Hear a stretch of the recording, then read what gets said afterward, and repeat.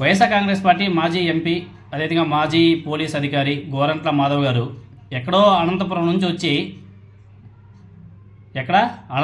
వచ్చి విజయవాడలో ఎవరైతే మన కిరణ్ చోబ్రోలు ఉన్నాడో అతని మీద క్షణికావేశంలో దాడి చేశాడు.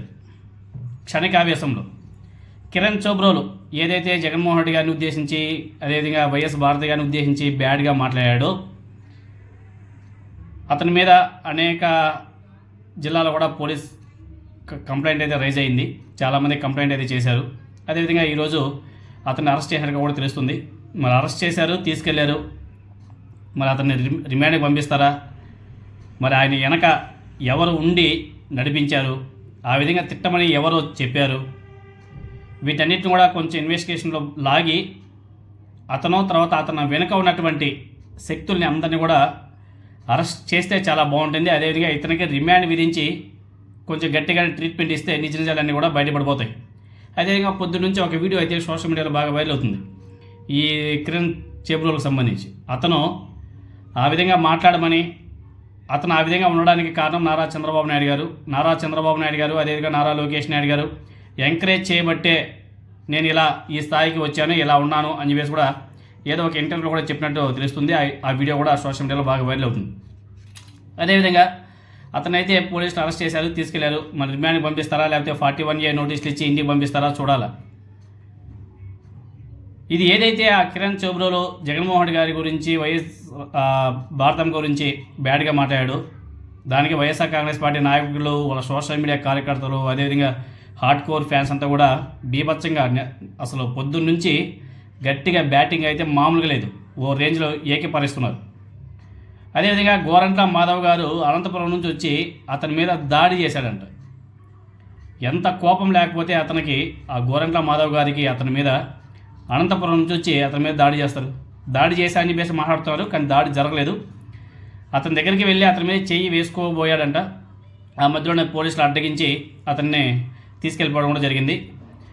గుంటూరు చుట్టుకుంట దగ్గర ఆయన అదుపులోకి తీసుకున్నట్టుగా తెలుస్తుంది పోలీసులు. ఏదైతే వైఎస్ భారతి గారి మీద అసభ్యకర వ్యాఖ్యలు చేసినటువంటి చోబ్రోలు కిరణ్ కుమార్ ఎవడైతే ఉన్నాడో వాడి మీద దాడికి ప్రయత్నించడంతో పోలీసులు గోరంట్ల మాధవ్ గారిని అరెస్ట్ చేసినట్టు కూడా తెలుస్తుంది. వండర్ఫుల్.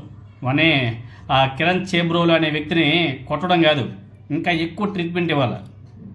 ఎందుకంటే నోరు ఉంది కదా, అతనేదే చెప్పాడు క్షణికావేశంలో మాట్లాడేసినాను అది అనేసి. మరి క్షణికావేశంలోనే ఇప్పుడు మాజీ ఎంపీ గోరంట్ల మాధవ్ గారు కూడా దాడి చేసి ఉంటాడు. అంత మాత్రానికే ఆయన అరెస్ట్ చేసేస్తారా?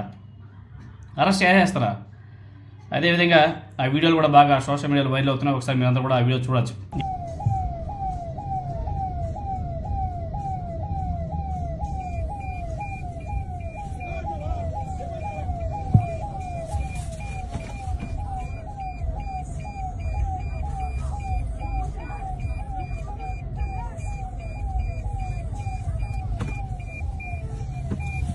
ఏదైతే గోరంట్ల మాధవ్ గారు ఆ కిరణ్ మీద ఏదైతే దాడి చేశారని చెప్పేసి అంటున్నారో ఆ వీడియోలు కూడా చూడొచ్చు. దానికి మన ఎల్లో మీడియా అయితే బీభత్సంగా ఎలివేషన్స్ ఇస్తుంది.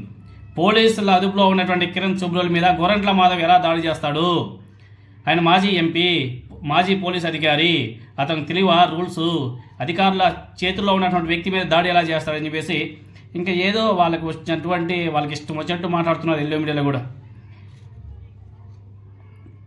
అంటే వాళ్ళ నాయకుల మీద, వాళ్ళకు అభిమానం ఉండే నాయకుల మీద నోటుకు వచ్చినట్టు వాగితే ట్రీట్మెంట్ ఇలానే ఉంటుంది. ఇప్పుడు గోరంట్ల మాధవ్ గారే బయట వచ్చాడు.